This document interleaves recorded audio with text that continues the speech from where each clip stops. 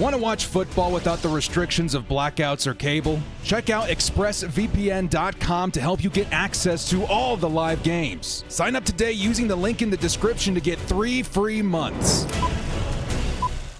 Yo, Bolt fam, it's the director. Chargers fans, we're inching nearer and nearer to the NFL draft. The hype is building. Probably one of the most important drafts we've had in a long time. The Jim Harbaugh era getting ready to kick off. We have a ton of needs on this roster and maybe one of the best classes of talent in front of us in terms of this particular year in the NFL draft. It's an exciting time to be alive. So why not put down one of my favorite videos of the season to do the director's picks, aka the My Guys episode. Finally get to put my flag down, plant my flag on some of these prospects and what I think is going to bring good value, whether it be in the upper rounds or middle rounds or lower rounds, in terms of impact and future proofing and depth, everything, baby. We've had some time to look at these prospects for a few weeks now, a few months now, and it's time to start making some declarations. So should be a pretty good one, guys. One that I would highly recommend you dudes in the comment section below to leave some of your guys in there for me to take a look at, other Bolt fans to take a look at, but ultimately share in the excitement of what's coming up here in just a few short weeks in the NFL draft. Now, before we do kick off, shout out to the sponsor, Underdog Fantasy. Use code DIRECTOR to match your first deposit up to $100. Get in on the action, have some fun, and support the channel along the way. Newcomers use this special on screen, as I would highly recommend. Before we do kick off, hit us up with a like and sub. If you do enjoy this Chargers content, the small amount of time you guys take to the like, sub, bell notification helps me out a lot. We're getting so close to 50,000 subs, I can practically taste it. Thank you guys so much for helping me get this far. Lights, camera, action.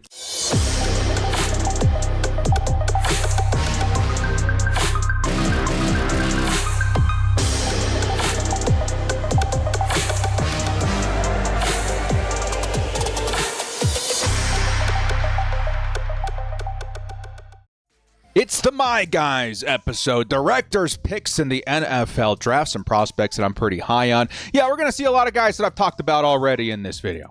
A lot of guys that we've talked your ears off about, as a matter of fact, especially ones that are growing in popularity in terms of realism to the Chargers. At pick number 5. Now, I think I kind of went through and gave you guys like 3 to 5 different players at almost every position group of dudes that I would be very ecstatic to fall to the Chargers, or for the Chargers to draft, or just guys that I believe in the talent coming out of the draft and into the NFL. Now, the reason I have Marvin Harrison Jr. on here, because a lot of people are going to say, yeah, obviously, he's a My Guy. This is probably one of the best wide receivers we've ever seen come through the NFL draft. Well, a big reason for me, at least, that I'm putting him on this list is because the Chargers have been linked to pretty much all of the top 3 wide receivers in the draft, in Marvin Harrison, Malik Neighbors, and Rome Odunze, okay? And I think, depending on who you ask, the opinion kind of flip-flops on who the number 1 guy truly is.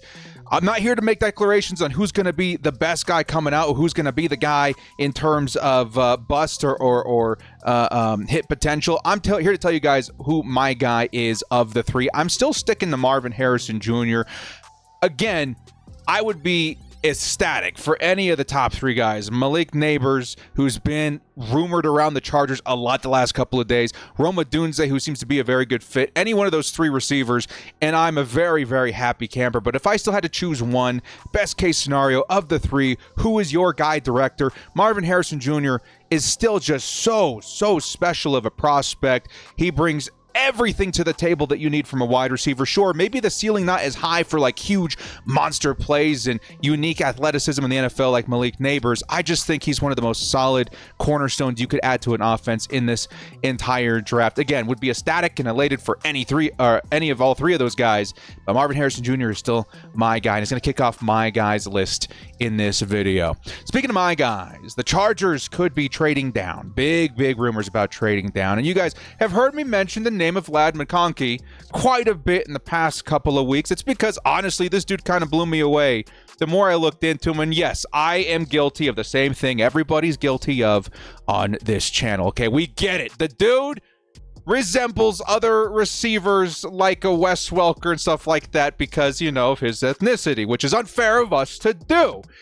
When you see this guy play, however, all of that's out the window. Okay, this man is as sure at wide receivers you're going to get in terms of availability for your quarterback. If you need a weapon that's going to convert on third down, that's going to be able to separate, that's going to have the route running, that's going to be as polished as you can ask at the receiver position this year, McConkey really fits the bill here, dude. One of my favorite wide receiver prospects in this draft, and he's one that is quickly climbing the board for me. Now we're going to start moving a little bit quicker because I got a lot of players I want to go through here, and I don't want this video to be an hour long today. So let's move on to my next receiver here, Xavier Legette, dude.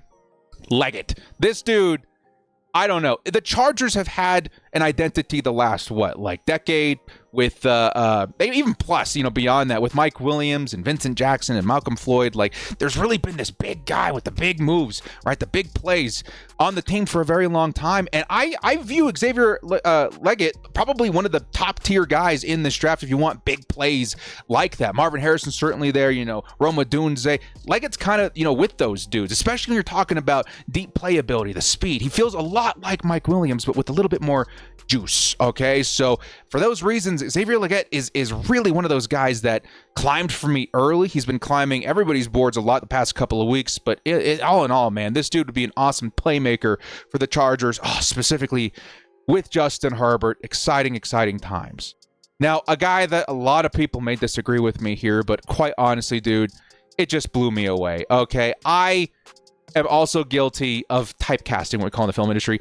This man, once I saw his 40 time, my goodness, him and Audric Estime really pooped the bed in regards of their draft position and their draft value because of their poor 40 times. This man ran like a 4.61. I think he got a little bit lower at his pro day.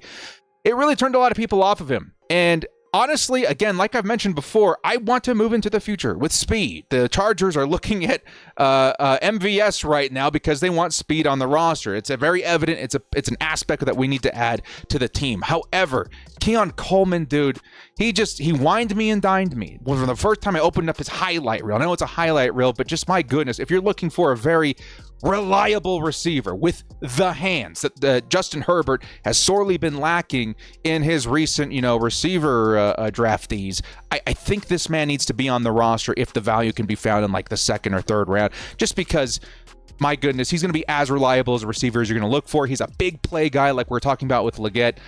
Big red zone weapon, big, mismatch kind of guy on the outside. He's got the size, lacks the speed, but makes up for in explosiveness and game speed, I should say. So Coleman's still a big name on my list. Finally, to wrap up the wide receivers, Malik Washington's been a dude I'm looking at in the middle rounds if we're still looking for a slot receiver. Again, we're looking for speed, we're looking for explosiveness, and Malik Washington brings those traits.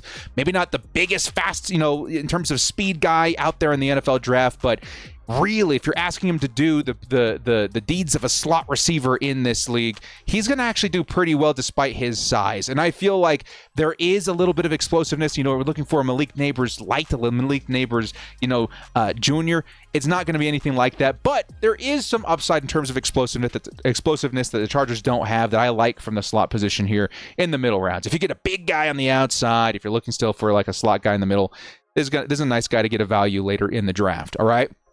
Let's move to running back. This dude may be one of the top guys overall for me in this draft in terms of why aren't we higher on this dude? You know what I mean? I think a lot of people are excited about the idea of running back in this draft. I, for one, am not huge on the idea of an RB1 coming out of this draft, be it a few people, okay? Trey Benson, to me, is one of those guys that I think is going to be a great RB1 in the league. Sure, the sample size isn't as big as other dudes. Sure, maybe other classes outweigh him. I don't care. I think Trey Benson's going to be as good as it gets in this class. Sure, Jonathan Brooks is exciting. I think he can bring a nice element later on once he recovers from his ACL. But Benson, I think, is an RB1 right now. You put him into an offense with Edwards and with Justin Herbert, I think he'll find a lot of success on the ground. Don't know what his price is going to be, though. If he's available in the second, I would consider it. If he's available in the third, it's a locked and loaded. Let's go for me at running back. But another guy that I think is just such a huge potential guy with the Chargers in particular is Braylon Allen. And he's climbed so much for me in the past couple of weeks. I love the idea of Braylon Allen to the Chargers as a guy for the now and for the future. He really resembles a lot of what we have in Gus Edwards, but with the freshness and with some more upside. You know, Gus Edwards is actually a fantastic running back in the league, and I think he's going to be a very good weapon for the Chargers to really bring in this new running attack. But, you know, there's going to be some limitations to Gus Edwards. I feel like Braylon Allen has enough juice, has enough upside, has enough big tape, honestly, like to really pop off in the NFL if put in the right situation. I think the Chargers are one of those right situations. Sure, teams like the Ravens play behind Derrick Henry or whatever for a few seasons could bring that as well. But Allen is just quickly one of the more exciting guys for me out of this draft. That could be an RB1 in the future. Definitely a good RB2 for right now. Doesn't bring so much of that versatility in terms of receiving and blocking, stuff like that you're looking for. But he's a very, very nice prospect to look for in the future. Another guy that I'm looking for, if we are looking for the receiving upside and the versatility and the change of pace, the different flavor of running back, Will Shipley is kind of my dude right now. Him and the next guy, just if you're looking for that talent on the roster, these are the dudes. Shipley, to me, is pretty amazing. He ran a great 40. He's going to be fast. He's going to hit the outside very well. He brings, again, a different flavor than Gus Edwards does, and kind of brings that same kind of dynamic of the J.K. Dobbins-Edwards sort of effect from before. With, I think, Shipley being a better a receiver, you know, out of the backfield. So I love Will Shipley. It's a guy that I haven't mentioned too much in the past couple of months, just because, you know, we're kind of still wondering what we're doing at the running back position. But as of right now, you know, Isaiah Spiller, not a terrible receiving back. We could definitely use an upgrade there at RB2. Spiller right now, to me, is kind of the RB4-3. If we're looking for a guy immediately to step in as RB2 and looking into some more future impact, Shipley's kind of the guy for me. But the other guy, like I mentioned, Ray Davis, this guy wowed me. This guy completely caught me off guard when I started looking into him. The dude looks awesome. He's got pretty much everything you're looking for. Does need a little bit of polish in a lot of areas, but my goodness, he's got the tools. He's shown me a lot in terms of what he can do as a running back as well as a receiver. Just feels like a great compliment, again, that for a team that wants to bring a little bit of completeness to that position. You add him to a running back room with Gus Edwards and Isaiah Spiller, excuse me. I think that it's quite honestly a pretty good look for me. So those are going to be my running backs. Let's move into the tight ends.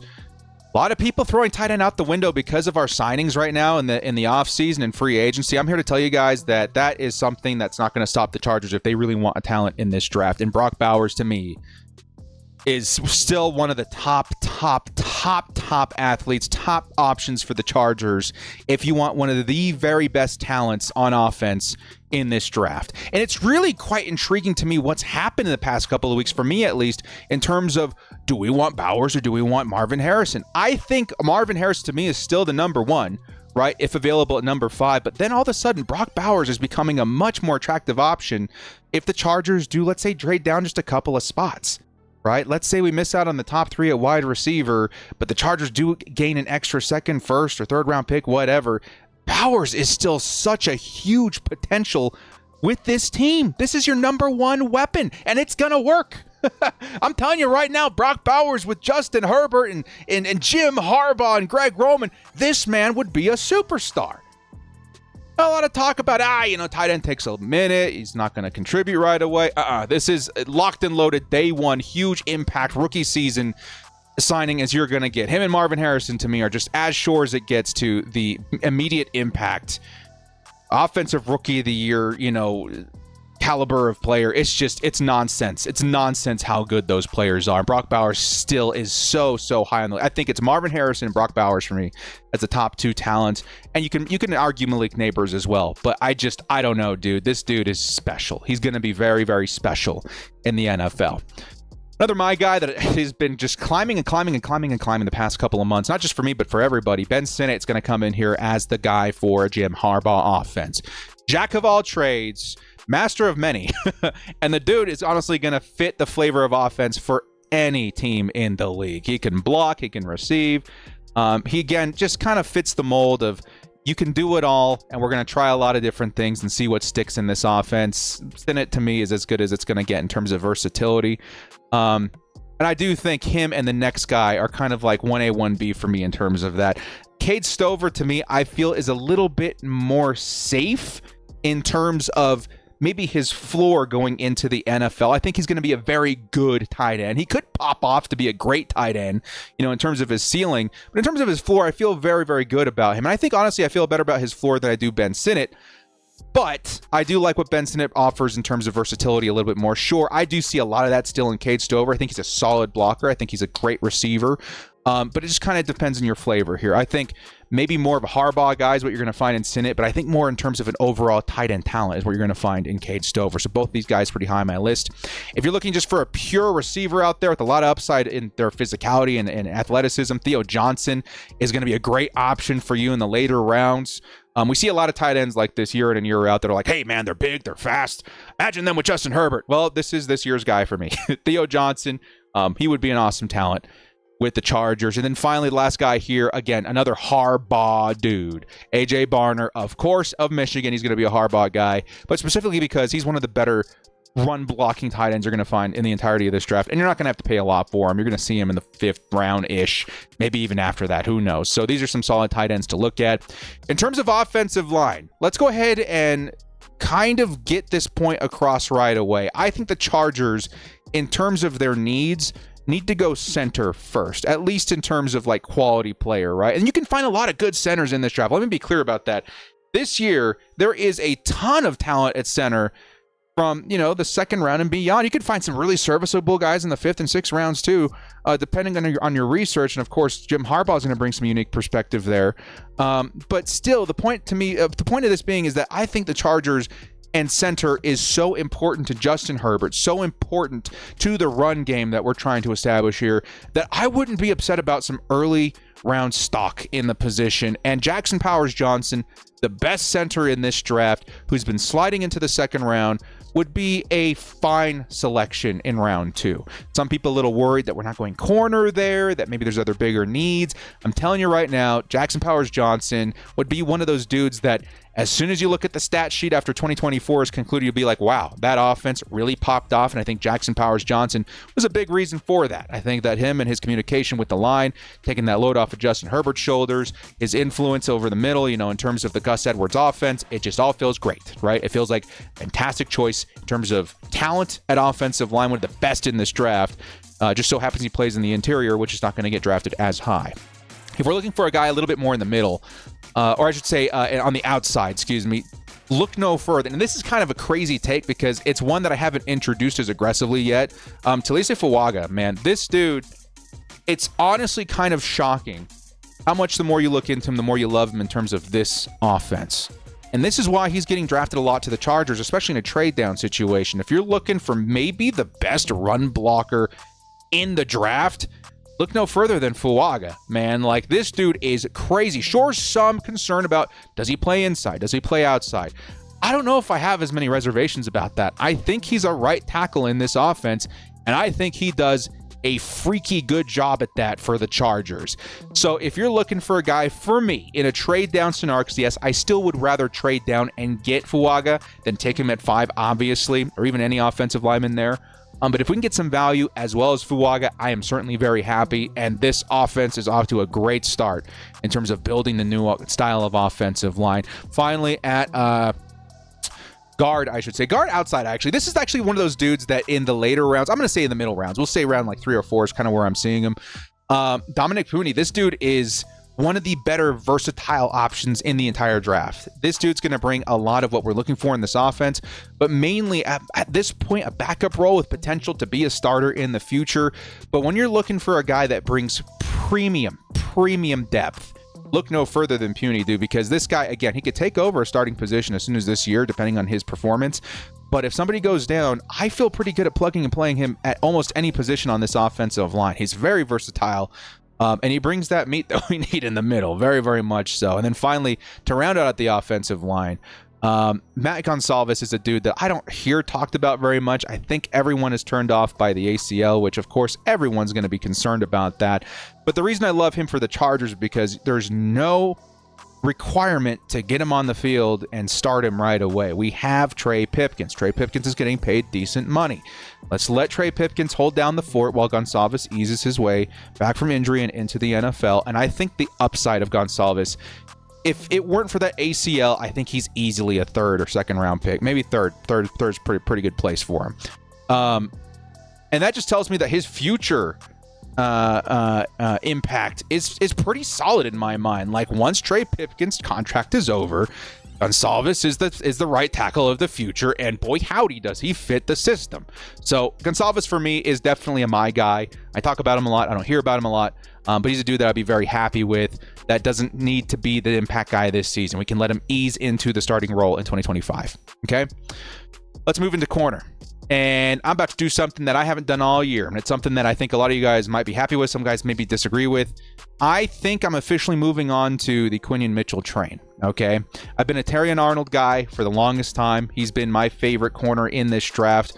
And he's still, I'm going to still say Terrion Arnold is still in case of my guy, but I didn't want to put 2 first-round corners, or at least top 10 pick corners on this list. And I had to choose between the two. Quinion Mitchell, to me, again, I've had to do a lot of research on these guys. I've had to do a lot of reading, a lot of watching. And I just honestly, I feel like Quinion Mitchell is going to bring a lot of that uniqueness that we're talking about with Malik Neighbors, right? There's some freaky athleticism going on here, and it's stuff that you just cannot teach. When you pair that with very good position, skill position, talent, then you've got something special here. And I think Quinion Mitchell is reflecting all of those things. The dude is freaky fast. He ran a 4.33. Beyond that, he is a freaky athlete in almost every trait. He's going to be this big playmaking potential kind of guy, but I think above all else, he's got the instincts, right? And there are really things, again, there's a couple of different things labeled to Mitchell that you really can't teach. The instincts, the speed, the athleticism, it all adds up to maybe the next big thing at corner. And that's the reason why I think he jumped Terrion Arnold for me, is because, yeah, Arnold, as solid as I think he's going to be, and I think he's got the instincts and the coverage ability as well. I just think Mitchell and the athleticism edges him out in a league that has a lot of speed. We see a lot of speed year in and year out, and sometimes we've got a Michael Davis that can play against it, and a lot of times we don't. I think Quinion Mitchell could be the answer to those problems if we were to trade down and pick up a corner in the first round. Okay? A guy that I think is quickly climbing into the second round that I would be ecstatic to take at this position even, Mike Sainristil is a huge my guy. Love this dude. Best slot corner in the draft. Some people would say, he can't play outside. I think he can play outside just fine. But his strength will be in the nickel, and he's going to be awesome at that position, man. Which is going to be utilized a lot by the Chargers. Let's be honest. We see that position out on the field, 9 out of 10 times in today's NFL. And I think what he brings to the position in terms of physicality, in terms of in terms of effort, in terms of versatility, in terms of intelligence and playmaking, it's a complete package to me.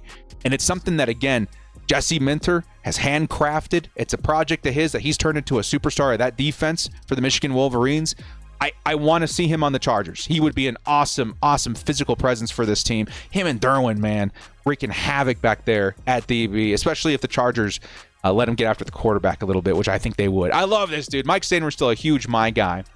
That helps me transition into a my guy that, again, I haven't talked much about because I wasn't quite sure as to what his role would be with the Chargers. And now that I kind of understand more of what it would be and his potential would be with the Chargers, I'm really kind of growing on Cooper DeJean, man.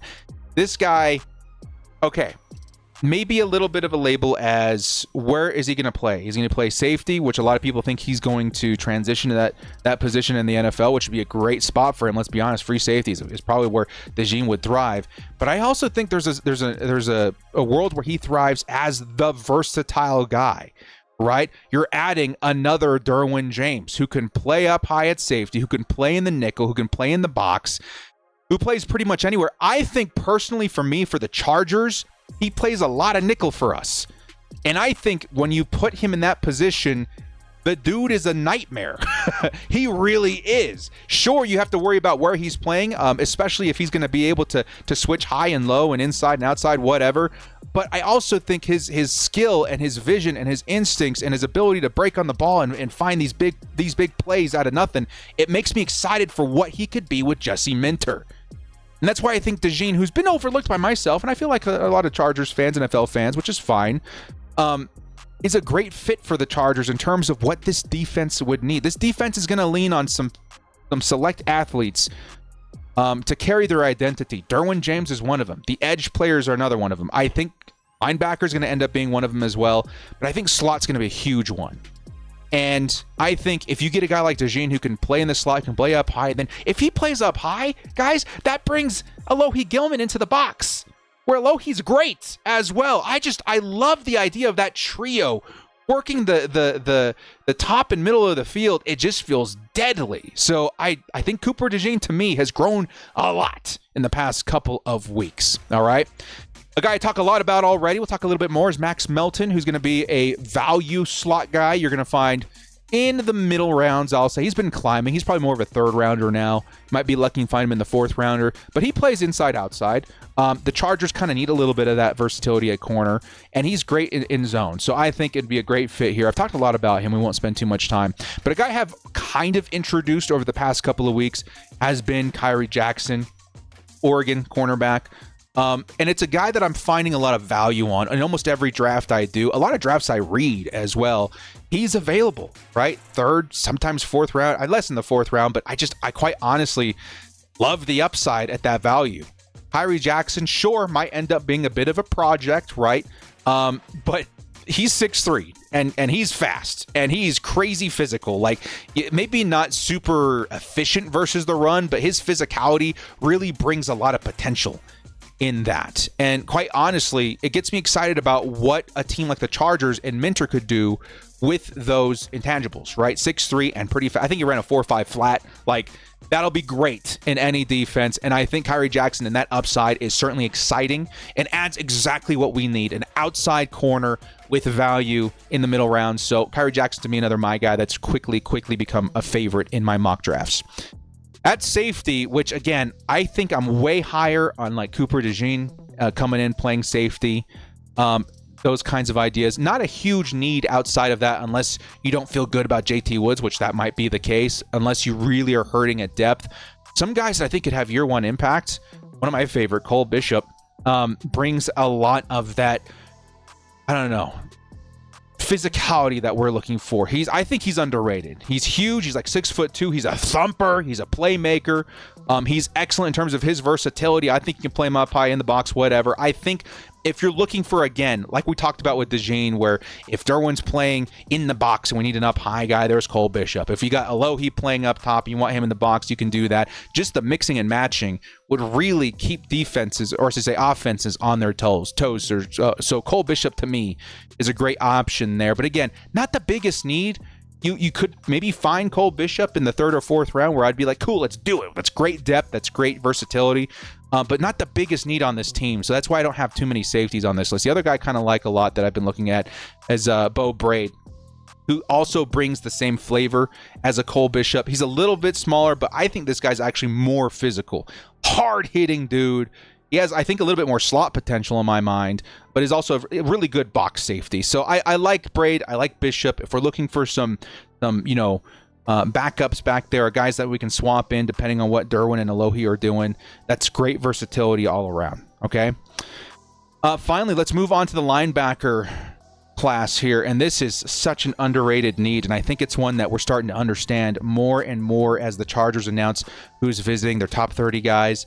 Edgerrin Cooper is one of those dudes that's being highly spoken of, and it's for good reason. This is, in my mind, him and Peyton Wilson are the top linebackers in the draft. Peyton Wilson might slide a little bit because of health concerns. Edgerrin Cooper, on the other hand, this dude, as they're neck and neck, is a monster, right? He's huge, like 6'3", 6'4". He's fast. He's aggressive. And also a crazy good player in getting at the quarterback. I think he had something like 7 or 8 sacks last season. The dude's nasty. But the cherry on top that I think the Chargers must find in a linebacker in the modern NFL, also great in coverage. And that, to me, rounds out to maybe the best linebacker in this class.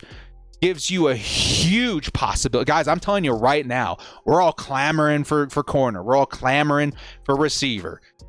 This could be the dude in the second round. Linebacker is hugely important to the Minter defense, and Cooper would be a star in that system. He really, really would be. So watch for him in the second round. I think, honestly, the Chargers would be players for him at that position. And we're at the top of the second round, so that's how highly I think he could be, or he's thought of by the Chargers. If you're looking for a guy a little bit later that could be a third-round guy, you might find him in a trade-down scenario in the second round, which I think is one of my favorite trade-down scenarios for the Chargers this season. Junior Colson is a dude that, again, it feels maybe a little bit more appropriate to go with Colson here. I think Cooper's going to be the better talent, more surer bet, but Colson kind of fits what you're looking for. You might be able to find him at a better value, but honestly, yes, he's raw, but he's maybe the best fit for what we're trying to do. Like, the Chargers brought in a lot of Ravens because we want to build a more Ravens-oriented defense and offense. Well, Minter is going to have his style of guy too, and who better than the guys that he molded in Michigan, like Sandra Still and like Colson.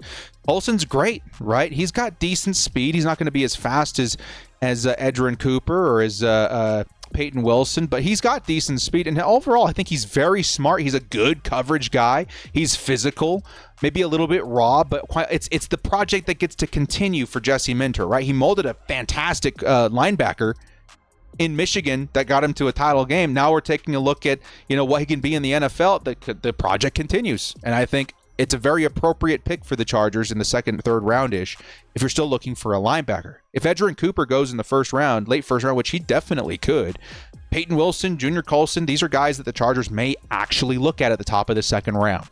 Okay?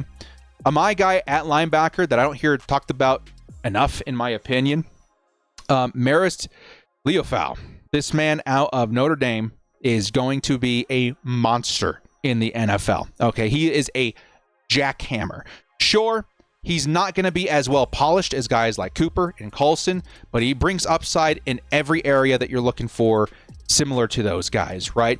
Extremely physical, decently athletic, super violent though, dudes. Like, when you're looking for a big hitter, like you look at like highlight reels of these rookies, I don't know if you're going to find a guy with more crazy impact, hits than Liufau. This man is crazy physical at the linebacker position, which just brings that identity at defense that we're looking for. He's a great blitzer in terms of getting to the quarterback. He's good in coverage as well, which is exciting. If you're looking for like a mid-round guy, maybe fourth round, I don't know where he's being drafted at this point. Liufau to me is an awesome option at linebacker that would really fit into what we're trying to do out here, man. Finally, to help round things out, the defensive line and edge position. We'll start with the D-line out here. First take is super easy. Byron Murphy, the best defensive lineman in this draft. Dude's crazy, right? Masterful pass rusher, powerful run defender. He's going to be a star, right? He's going to be one of the next, like, Fletcher Cox kind of players out there. He's going to be great. The Chargers would only select this man in a trade-down scenario, though. And it's possible. I got to put him on this list because it's possible, and he's my guy. I think we would be in very good shape if we had him in the middle. With our edge players, forget about it. Like, run, quarterback, run. There's nowhere to hide, okay? Guys that I think are a little bit more realistic in the second, third round-ish. Chris Jenkins, freaky powerful dude versus the run. It works maybe a little bit on his polish in terms of getting to the quarterback, but this, I think he was put on that freaks list in terms of his strength. Dude's a monster. He's coming from the Michigan program. He offer excellent presence in the middle of that line for the Chargers, which, again, we kind of lack it right now. Poona Ford's a great signing, but we're going to need that guy of the now and the future. But I think Jenkins is a good fit here. If you're looking for more threat in the middle to get to the quarterback, Braden Fisk is one of my favorite guys out there. Reminds me a lot of Morgan Fox, maybe a little bit more upside out there. He's getting to the quarterback, right? And there's a lot of upside there in terms of a pass rusher. Sure, maybe not the best run defender guy out there, but if you're looking for a guy to rotate in this season and bring, heat this season from the interior, Fisk is definitely one of those top options for me. Another guy that was a super top option for a while was Tavondre Sweat, who this morning, I think he was arrested for a DUI. I can't confirm that, okay? It's kind of, I think I read about it this morning. It made me a little bit nervous about the selection here. Who knows what the Chargers do with those character fits anymore, by the way. It could be more of a let's adopt the kid and bring him into a safe environment and bring the Harbaugh way into his personal life as well. I don't know what the case might be. We could help mold players like that. But I think the Chargers more or less are still a character-oriented team. And I think that as awesome as that talent would be, I think there's other guys that we can still look at. And Brandon Dorlus is another guy that I haven't talked much about that I've gotten quite excited about in terms of where does he go? Not even in terms of team, but on the defense. This dude, again, might get labeled a bit as a tweener, right? Does he play outside linebacker? Does he play defensive end? Does he play defensive line? I don't know. And that's the exciting part for me because he brings something special to the position that I think Jesse Minter would have some fun with. The dude is crazy athletic for his size. He's like 6'3", almost 300 pounds. The dude's kind of crazy at getting to the quarterback. I'm not going to lie. I think you could stand him up. I really do. But I also think that, play him at edge. Play him at interior defensive line. I don't know. Like, it just feels like Minter will find a way to make this work. And he could offer a very versatile role for the Chargers. So I like that. I think we can be that team that brings the uniqueness on defense where he would find a home and let that talent shine. I think he's a very special athlete, and I think that he's going to get to the quarterback a lot, depending on his situation. Okay? Lastly, at edge, the Atu is going to be a lot of people's favorites. He's I think, edge one for a lot of people. There's other guys out there that I think have potential fits. The Chargers actually hosted this man a couple of days ago. Him and Jim Harbaugh were yucking it up on Twitter. Honestly, when I say great fit, yeah, everyone's going to be able to say that. he's going to be awesome. The only thing is, I think a lot of people are having reservations about, like, what are we doing? We're going to have Joey, we're going to have Khalil, we're going to have Tuli, we're going to have Latu. Like, what's the deal here? If you draft a Latu, let's say that the Chargers trade down and we get an edge player. What are we doing? Well, for one, you're going to see like 3 or 4 of these guys getting at the quarterback at once, which at that point, let's all have a moment of silence for whoever they're trying to pass rush, whatever quarterback is unlucky to be in their sights. Secondly, the future would be Tuli and Latu, right? That would be the future edge rushers of the Chargers post like 2026 after Joey Bosa. That's a great situation for yourself and add some super violent, crazy edge, pressure for the next 2 years. Like you are one of the most ridiculously stacked teams at the position for a while. And that creates crazy identity on defense. Is it my favorite? I don't know. Maybe not. I still want a skill position player for the offense. But it's a fun thought. It's fun to think about quarterbacks running away. Like, how crazy would that be? Another my guy at edge. You guys hate me for it. I'm sorry. I'm gonna put my stamp on it officially. Chop Robinson's still one of my favorite. He's gonna be a late first rounder, early second rounder. I think he's been climbing since his combine, which was freaky. The dude's freaky athletic. He's freaky fast. You get him, around his blocker. He's getting to the quarterback faster than maybe anybody in this draft. He is crazy quick. That could work against him at some point. Sometimes, he's a little lackluster versus the run because he's just selling out versus the pass every time. But when it comes to intangibles, when it comes to quickness and speed, this dude's awesome. I think he's going to be special if put in the right situation. And if he's a slide dude, like, yeah, I would be like, hey, second round. Like, I'm super about it. Let's get Chop on the team. But some of you guys don't like him, which is okay. It's okay. We don't have to agree on everything. We're just talking. We're just talking out here, okay? Last guy that's kind of got on my radar since the Chargers been talking to him is Braylon Trice, who's going to be a guy that brings a little bit of like a Khalil Mack element in the future, right? Huge impact player, huge power, aggression, physical. He needs a little bit more technique, which he is going to find with this team and Joey Bosa, Khalil Mack. He will learn a lot, and from Tuli as well.